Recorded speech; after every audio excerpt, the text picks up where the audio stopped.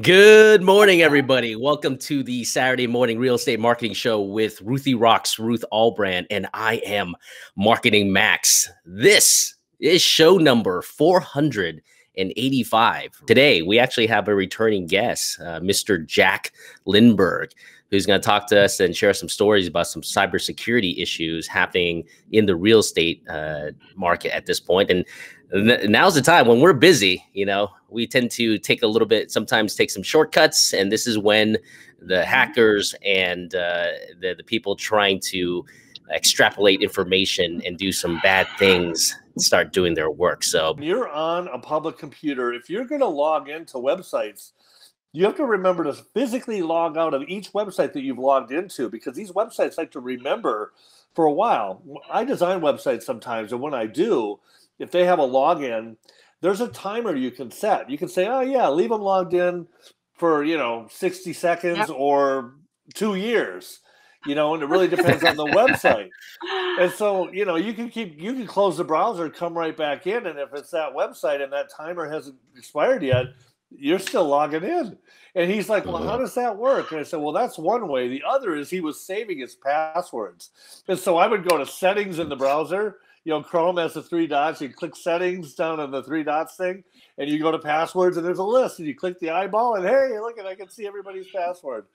Well, the other thing with Facebook, as you bring that up, is that we talk about in the class, we talk about uses of Facebook and how to better use Facebook and be safer, because there's so many things you put on Facebook that just give away clues to the criminals who know what they're doing. Example 2 is, hey, what's the last 4 of your social?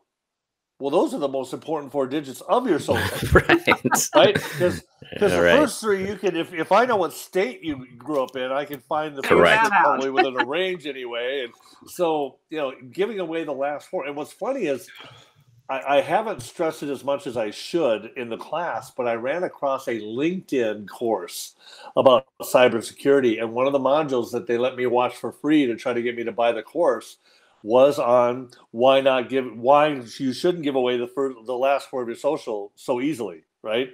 And I thought, wow, I got to stress that more, because it's such a common thing we all do or have been doing in the past. As a licensee, in the very near future, if you're caught using a Gmail, you're going to get in trouble. Just using Gmail. Yeah. As your professional address. Right. Although if you have a Gmail and you're used to using the system, we're going to show you a solution as to how you can still use Gmail, but do it in the proper and professional way. 2016, cyber wire transfer fraud was like $19 million in the industry. In 2017, it was $969 million. It jumped by almost $1 billion. So it's like the eyes of the criminal world turned to real estate and said, hey, look we have an opportunity with a bunch of dummies over here. So we have to fix that. We have to educate these guys, because to the criminals, we're not very techie, to these cyber criminals out there. So we need to, as an industry, get better at protecting ourselves. And that's one thing that's really a concern, is we're now the focus of the criminal industry out there. The biggest chunk, and thank you for leaving me what I would call number 1, is the obvious one, the passwords. Most people's passwords suck.